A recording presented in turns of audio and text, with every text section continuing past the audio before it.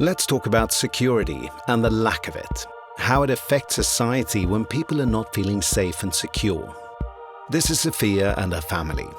Her daughter is a journalist living under threat. It began when she uncovered how high-ranking military officials enriched themselves on arms trade, and how the smuggling fueled conflicts between rebel groups in the border area. People fed up with violence and corruption are demonstrating in the streets. Chaos erupts and the police calls for reinforcements by the military, who brutally beats down the protesters. Activists are arrested and many of them disappear without a trace. Authorities don't answer any questions, they just refer to national security. While shelves at the supermarkets are becoming more empty, high-ranking police and military officials are driving around in new cars. Every day, Sofia's son gets angrier. When a friend of his takes off to join a rebel group involved in the fighting, he decides to come along. Nobody else seems to listen to the people. But while he's there, he sees how the rebels force farmers off their land, plunder, kill and assault women and girls.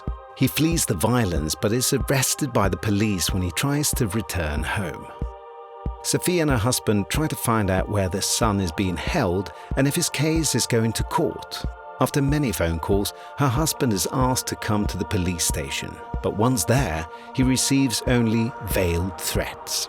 If the family pursues this matter, he risks losing his position at a security company. And for a man of his ethnic minority, it will be hard to get a new job.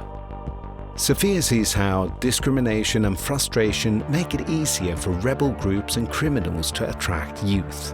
She engages in advocacy work for an organization that promotes human rights and tries to prevent recruitment of young people to violent groups. There's a growing demand for change. In the next elections, the people choose a new reform-minded government. Actors within the security sector with mandate to use force as the police and military are brought under civil control and democratic governance. The people and their representatives now have more influence and authorities become more transparent. Conflicts de-escalate and a peace agreement is signed. The rebels lay down their weapons and transform into a political party.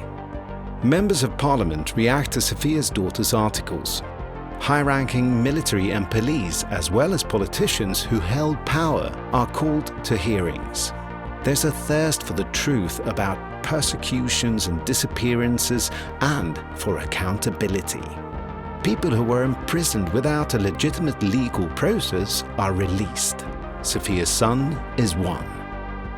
Organizations like Sofia's are given the opportunity to influence new law proposals regarding human security.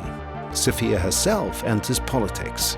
One of the issues she's pursuing is the audit of authorities to ensure that they abide by the law. When conflicts end, the state's arms expenditures decrease.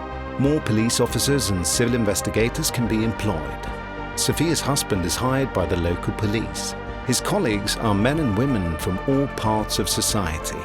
They trust that salary will be paid every month, and bribes and corruption are dropping. All these reforms increase the trust in the security providers, now with a focus to deliver human security.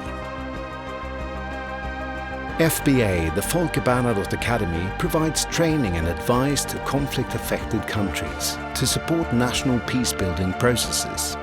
We support nations in developing and reforming the security sector for it to become more transparent, accountable, affordable and effective. We are a government agency for peace, security and development under the Ministry for Foreign Affairs in Sweden. Our work is part of the Swedish Development Cooperation. When the population trusts the state and the security sector, it creates a feeling of safety and security. People gain confidence to invest in the nation and want to be part of rebuilding it. This creates development and sustainable peace.